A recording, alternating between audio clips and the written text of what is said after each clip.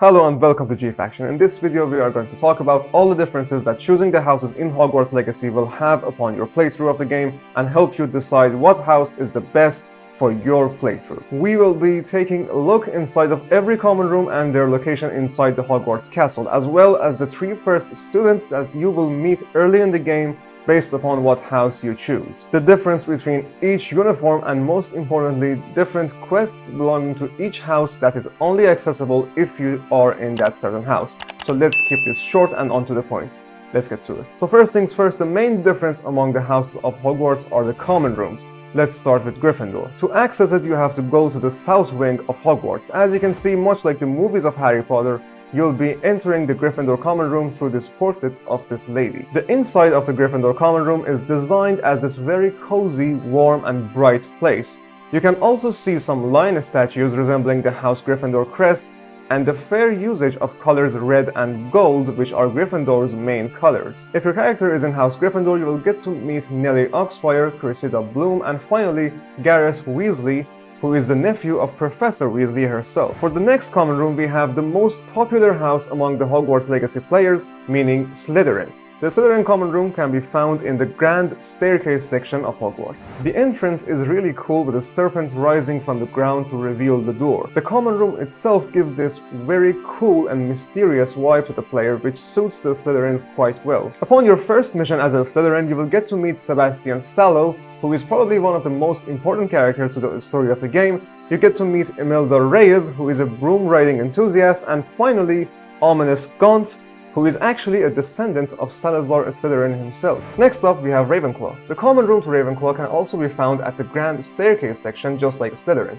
The difference being that the Ravenclaw common room is at the top of the staircase, whereas the Slytherin common room was at the bottom. Anyways, the door to the Ravenclaw has an eagle which closes its wings upon your arrival, and the door to the common room opens up.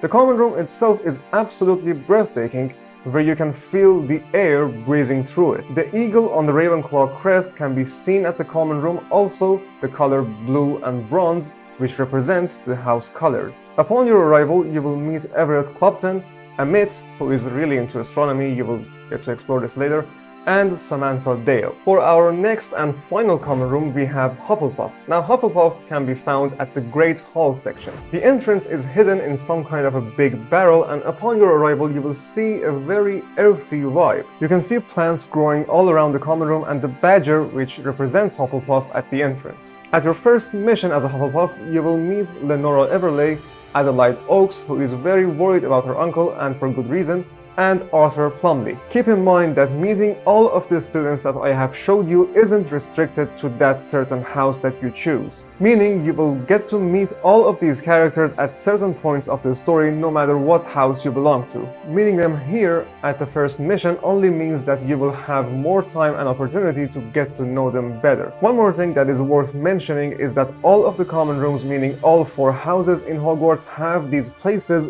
where you may not be able to enter. The reason behind this is that it leads to the witches' dormitories. So you can only enter these places if you are a witch and not a wizard.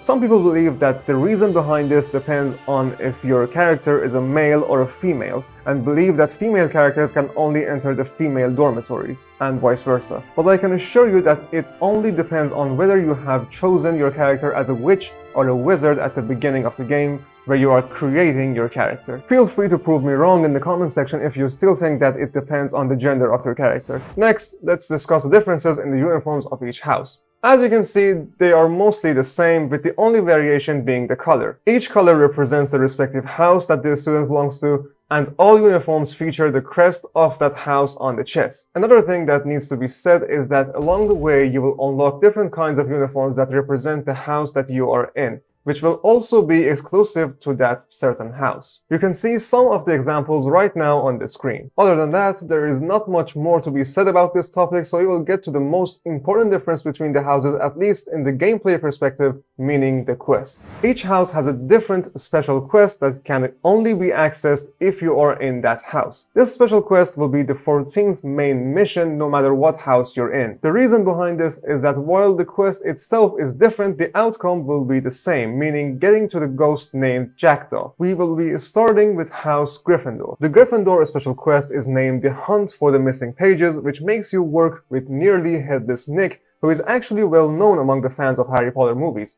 in order for him to be allowed in the headless hunt with his other fellow headless ghosts. The Slytherin special quest is named Scrope's Last Hope, where you accompany the house elf of the Black family.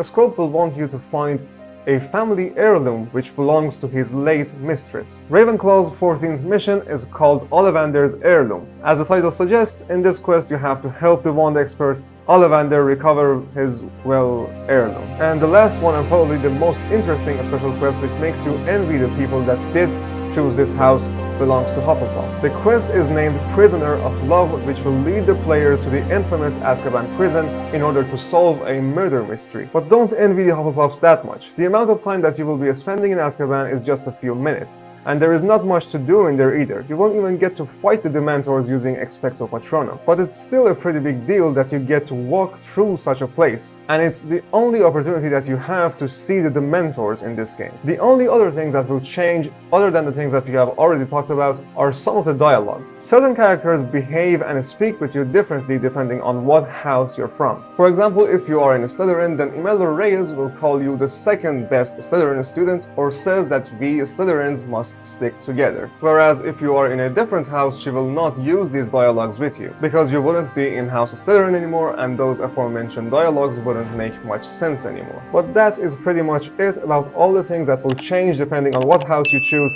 If you have any questions about the video or think that I have missed something, make sure to let me know in the comment section. Take care for now.